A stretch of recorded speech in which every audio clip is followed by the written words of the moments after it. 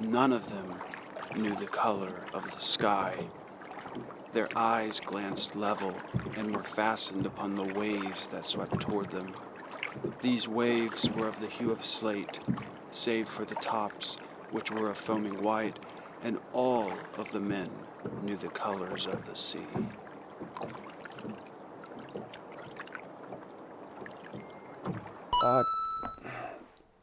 So today we're going to talk about Stephen Crane's The Open Boat, and hopefully we are going to finish with Stephen Crane. Finish him! Now the reason I chose to read The Open Boat is I did a little research online, and many people claim that The Open Boat is Stephen Crane's best work, the crown achievement, his masterpiece, his magnum opus. And it's a short story, which I love. I love short stories. And so I read it. And I have to say that it's probably the best short story I've ever written, or I ever read.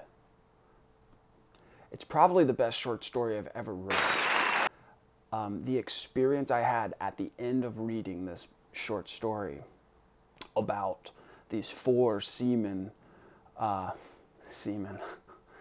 these four sailors on a boat after being shipwrecked, being caught on a raft, trying to get back to shore. When I finished the story, my heart was racing, and I felt like I just went through that experience, and I was back home, and I felt like I was splashed by the high crests of these waves pouring into this little raft, and that I was rowing constantly and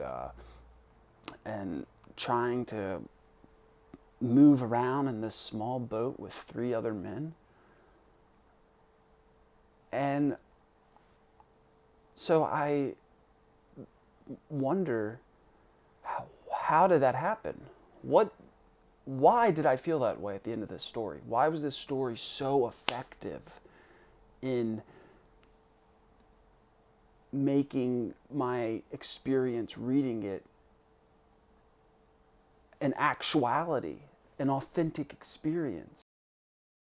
One of the great scenes in the book happens when the correspondent is rowing the boat late at night while the other shipmates are asleep. And suddenly, out of nowhere, he remembers a poem he learned in school, or these few verses of a poem, which talk about a dying soldier from Algiers. No, sorry. Which talks about a dying soldier lying in Algiers, and the dying soldier holding his comrade's hand saying, "I'll never go back to my own native land." And I'm just going to pick it up right there.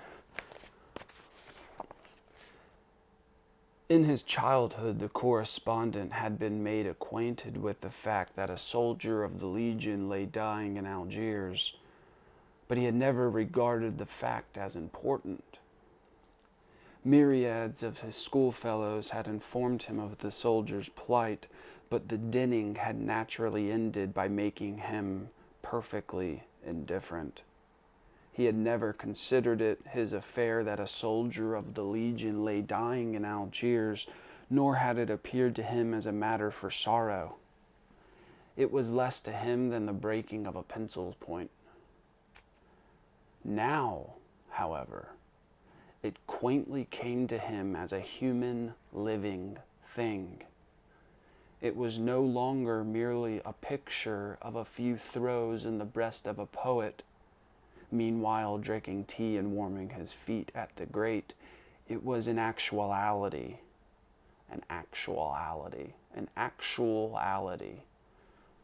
stern, mournful, and fine.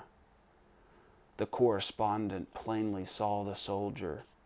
He lay on the sand with his feet out straight and still, while his pale left hand was upon his chest. In an attempt to thwart the going of his life, the blood came between his fingers. In the far Algerian distance, a city of low square forms was set against a sky that was faint with the last sunset hues. The correspondent, plying the oars and dreaming of the slow and slower movements of the lips of the soldier, was moved by a profound and perfectly impersonal comprehension. He was sorry for the soldier of the Legion who lay dying in Algiers. What a beautiful section. This beautiful image of not only the correspondent rowing the boat and thinking about this random poem he heard in school, but also the jumping into that story of the soldier lying on this beach dying in a foreign land. Now the question, which isn't answered, which the reader has to answer, is why was the correspondent now sorry for that soldier who lay in Algiers? This obviously is some kind of transformation. He didn't feel this way before. It is a new realization. And we have to answer it ourselves. Could it be, perhaps, that the indifference he had to this character in a poem, this soldier, is the same indifference that the universe now has for him?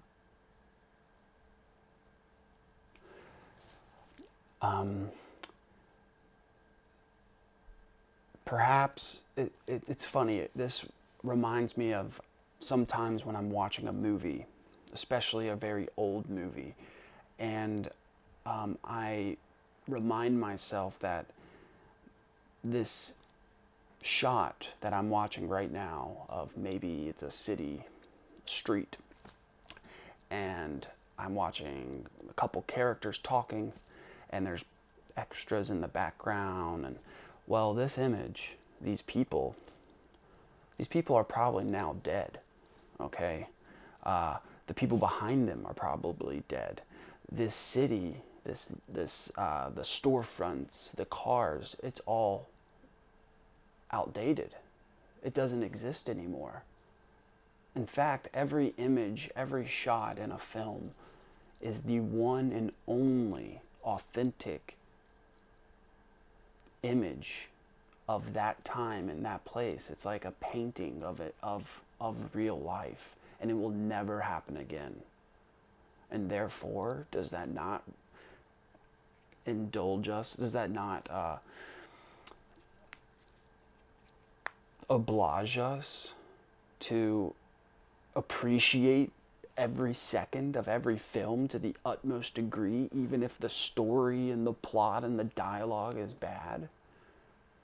The fact that we're watching this in this moment, if we were archaeologists watching a film made thousands of years before, would we give a damn about the story or the plot or the performances? No. We're seeing these people at this time in this light. It's authentic. It's holy. It's a deeply, profoundly moving experience, and nothing about that changes. It's how you look at it, and that's what changes in this correspondent. The way he sees the world, realizing how insignificant he is. He now feels sorry to this soldier for excluding him, because it may be that, well, this correspondent, who is a stand-in for Crane, could be killed. Very likely will die in this shipwreck. will not make it to shore, and his death will be read on in the newspaper or in a story or wherever, and he doesn't want to believe that the reader won't care. And so he doesn't care. So he cares. He cares about this small, insignificant character that doesn't impact his life at all. And so it's that is almost the climax to the story, this transformation of the correspondent, and it deeply affects the way Crane tells his stories. It's really speaking to his authentic writing style, that he makes these characters so alive and these stories so true and realistic, and he doesn't try to take away from it and make the story and make himself bigger than the story. He throws the ball into the reader's court. And so, to finish off this review, which I hope isn't too long because the story's very short, I'm going to do another 3 good things, 3 bad things, and then I'm actually going to give my rating this time and not forget, like last time. So 3 good things. 1, it has a great subject, being the shipwreck, having to survive in the deep ocean. What can be better than that, right? Like, that's a great subject. Number 2, it's short and super easy to read. It's not repetitive. It's very, very, very, you read it in like 10 minutes, and it's only like, 8 to 10 pages long. So, and you can find it online for free, so there's no reason you shouldn't read it. And the third thing is, you really do have a feeling and a sympathy for these characters at the end. I won't spoil what happens at the end, I don't think I did, but like, you really care for them.